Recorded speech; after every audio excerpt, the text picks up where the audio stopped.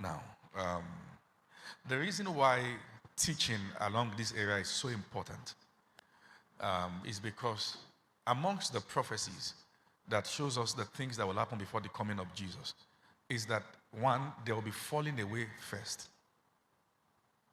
Number two, there will be offense among believers, one to another, then from Christians to the church. The Bible did not tell us if people will be in their rights to be offended or not. And if there's anything that is peculiar to the end time, it is that it is also referred to in the Bible as the season of the harvest. The harvest of not just what is good, but the harvest of both the wheat and the tares. So there are things that have been going on in the permissive will of God. For instance, when the good man sowed good seed in his field, and when men slept, the Bible says that the enemy came and sowed tares in the field, and then they said, "What? Those enemy has done this." But he said, "Allow the wheat and the tares to be together." Because there is a time that there will be a separation. Now, there's a book, I plan to even share this tomorrow, that I'm reading. And the man who wrote the foreword of the book is a man I respect so much. And that's the person of Brother Billy Akoni. He shared about how that in the late 70s, many of the things that the Nigerian church is now faced with were the things that some of them saw ahead. That some things were creeping into the church and they're going to become trouble later. So he said, now I'm quoting him now. He said he did something. He, number one, exempted himself from the teachings that was producing such thought. Then number two, also separated himself to begin to teach against them. And he said he did not know when he got to the point that he became a critique of everything he was seeing in the body of Christ. He said he did not know that he got to the point that he could no longer see grace in other preachers. Or when he see them, he was seeing what was wrong. And God said, "I have not sent you to do this to my body, but to labor over my body in prayer and in correct doctrine." You can get to a point in correcting the body of Christ that you no longer see grace. And these are tiny pitfalls. And he said, in order for him to understand what he was doing wrong, one time he was going to minister somewhere. And he was in a taxi. And some people entered the taxi who did not know that Bro Billy was in the taxi. And they were talking about the meeting they were going to attend. And they were saying to themselves, let's go and attend that meeting. Let's hear what is new, so that we can know what is also trending in the body of Christ and which minister is going to deal with today. He said when he heard that, his heart sank. There is a place of correction in the body of Christ. But beware of the way you criticize a man's bride. The body of Christ is the bride of Christ. Don't demonize the body in correcting the body. There is a way the ministry of correction can even affect those who are standing and they feel, who is even doing what is right? Whether in movies or in speech, when you show what is wrong, show what is right. When you show fake, show original. So we don't destroy the whole lump. That's the balance. So when you hear stories, people have reasons to be offended. And that's why I said that our charismatic movement, we have to be careful. We have to go back to sound teaching. I don't believe in meetings where from morning till night, oh, I see 24 angels descending, oh, I see fire. Teach.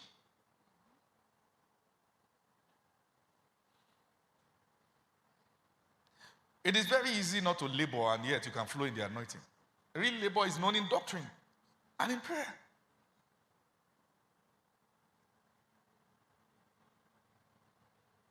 Let me give another insight. As we approach the coming of Jesus, knowledge will be increasing. But I make bold to tell you that many of the older generations taught what they knew according to the revelation they had in sincerity and integrity of heart. If they knew better, they would do better. Don't call them thieves.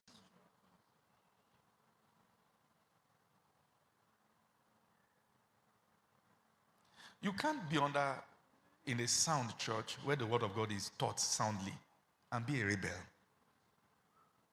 When you belong to a family, carry the spirit of the family. In this house, we don't go on social media to curse people.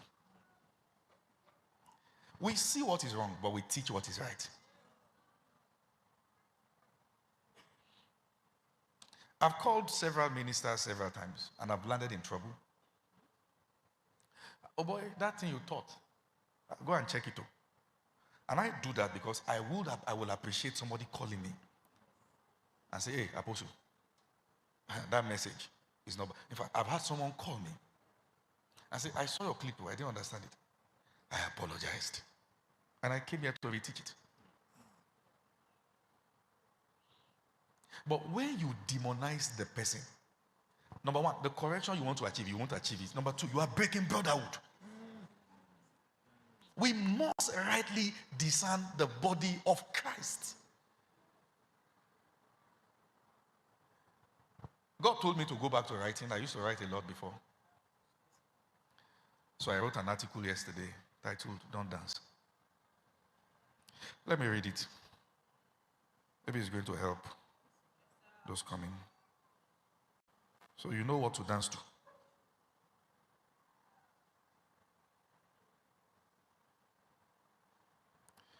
Don't dance.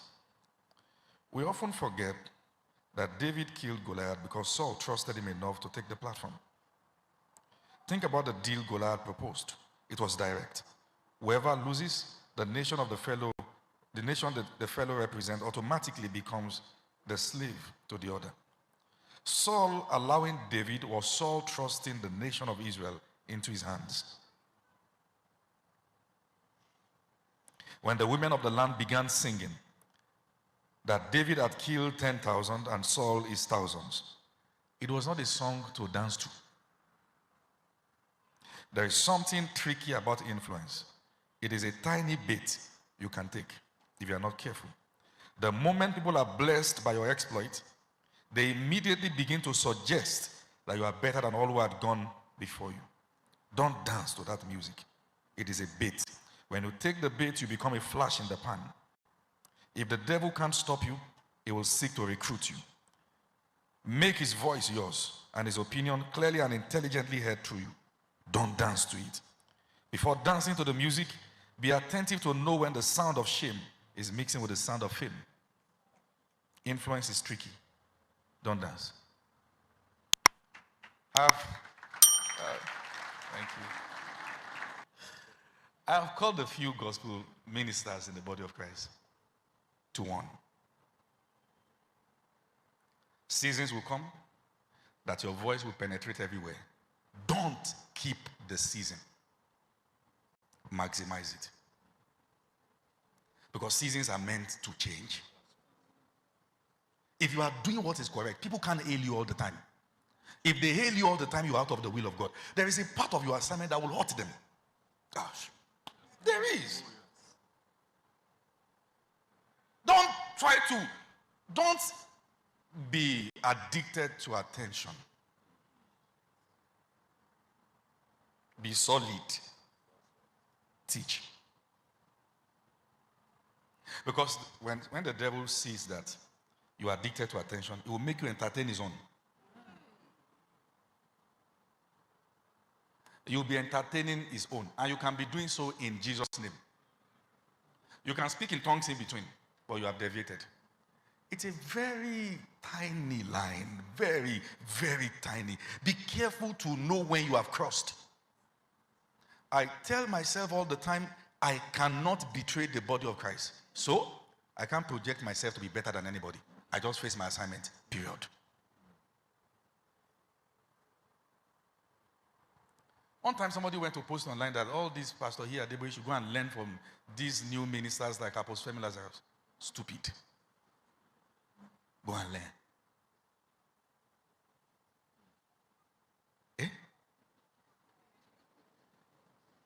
Like, Daddy, Ejoko, sit down, let me teach you some things.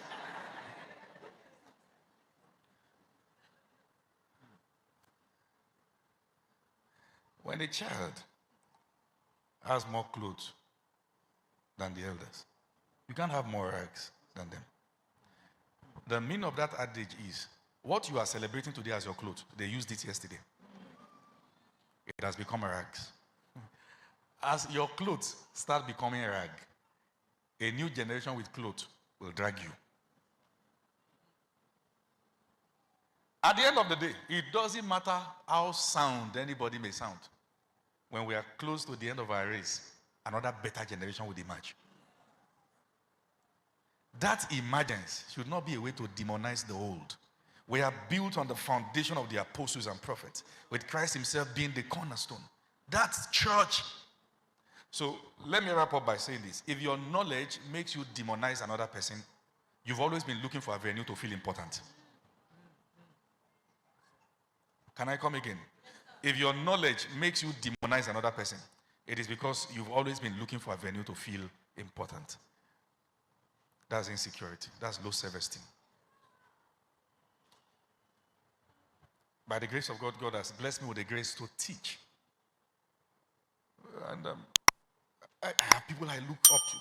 And I have people that look up to me. In this kingdom, followers follow followers. Nobody's there.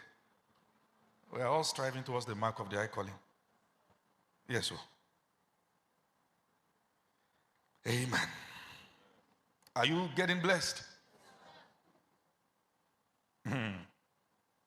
Be careful. Oh. When they praise you and your head swells, your crown will fall.